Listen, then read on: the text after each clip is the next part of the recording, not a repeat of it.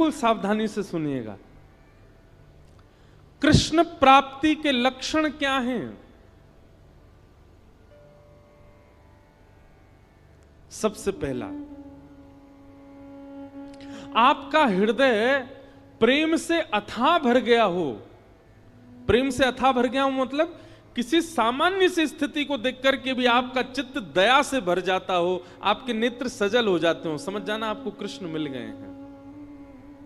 दूसरा लक्षण सुनो, अब ताली नहीं बजाओ, सुनो बस। हमें पता है आप सुन रहे हो।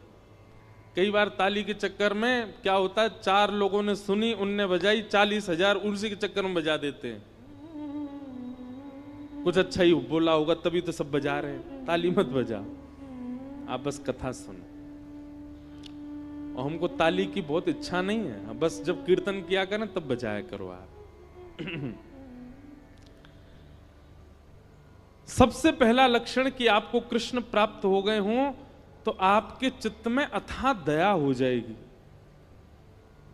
अरे सामान्य सी गैया विचरण कर रही है, उस सामान्य सी गैया को विचरण करते हुए आप सोचोगे अरे बेचारी कैसे घूम रही है, ये ऐसी भावना, सहज दया प्रकट होने लग जाए, समझो कृष्ण मिल गए।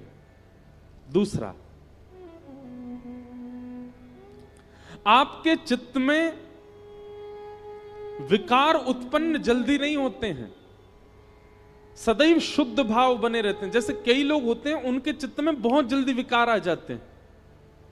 किसी के सुंदर रूप को देख लिया तो काम प्रकट हो जाता है, किसी के अति धन को देख लिया तो लोभ प्रकट हो जाता है, किसी की व्यंजनों को देख लिया तो उसके प्रति आसक्ति प्रकट हो जाती है,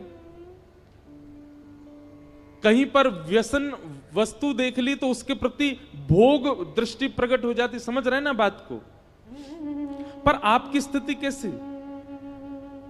आपकी जल्दी जल्दी विकार उत्पन्न नहीं होते चित्त में। कोई कितना भी रूपवान आपके सामने आ जाए पर आप उसके रूप को देख करके ये विचार नहीं करते कि ये मेरा हो जाए, आप बल्कि उसके रूप को देख के ये विचार करते हो ये इतना सुंदर है तो इसको बनाने वाले ठाकुर जी कितने सुंदर होंगे, ये इतना रूपवान है, बेचारे आदत हो गई आपकी ताली बजाने की। मारी फिर रुक गए, अरे हमको तो बजानी नहीं थी। कोई बात नहीं, पर सुनो, ये हम लक्षण बता रहे हैं, ऐसे लक्षण बहुत कम लोगों में मिलेंगे आपको, पर जिनमें मिल जाए ना समझ जाना इनको कृष्ण मिल गए हैं, इनके चित्त में कृष्ण है, इनके साथ कृष्ण है, इसीलिए इनका स्वभाव व्यवहार ऐसा ही है। तीसरा लक्षण कृष्ण प्राप्ति का क्या है? कोई आपको बोल दे ऐसे ही मजाक में, बोले क्या भोपाल में गंगा जी बह रही हैं, तो आप उस पर विचार नहीं करोगे, आप मान ही जाओगे, अच्छा आ गई होंगी, पहले तो नहीं थी अब आ गई होंगी, इतना भोलापन चित्त में आ जाएगा, आप चतुराई भूल जाओगे, आप अत्यंत सहज हो जाओगे, अत्यंत भोले हो जाओगे, समझ जाओ कृष्ण मिल गए।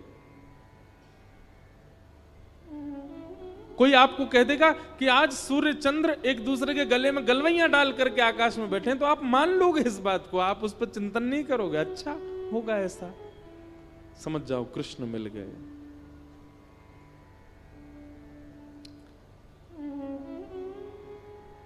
चौथी बात, कृष्ण प्राप्त होंगे तो आपके अंदर स्थिति कैसी हो जाएगी? व्रत करना, नियम करना, जल्दी उठना, कथा सुनना, कीर्तन करना, साधन करना, इनको आप नियम की तरह नहीं करोगे, इनको आप सौभाग्य की तरह करोगे। ये मेरा सौभाग्य है।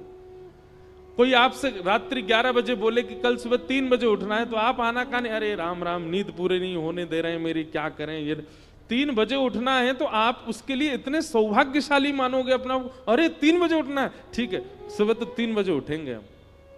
कल आपको व्रत करना है, पूरे दिन कुछ खाना नहीं है, तो आप इससे विचलित नहीं होगे, आप और आनंदित हो जाओगे, अच्छा मुझे व्रत करना है।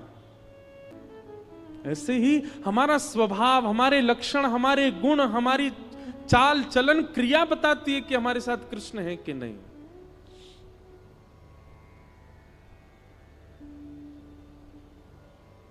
इसलिए भैया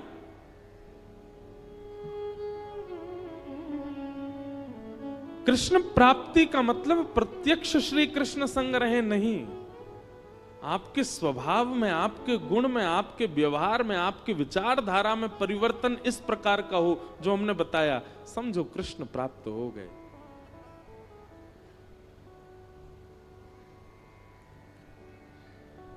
और कृष्ण प्राप्ति की प्रथम सीढ़ी क्या है?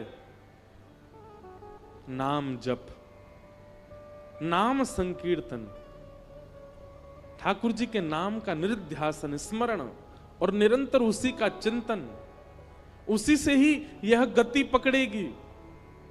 पहला गेर ही है नाम जप, और उसी नाम को ही श्रीमद् भागवत में कहा गया परम सत्य, सत्यम परम धीमहि। हम ऐसे परम सत्य भगवान श्री कृष्ण के नाम को प्रणाम करते हैं, नमन करते हैं।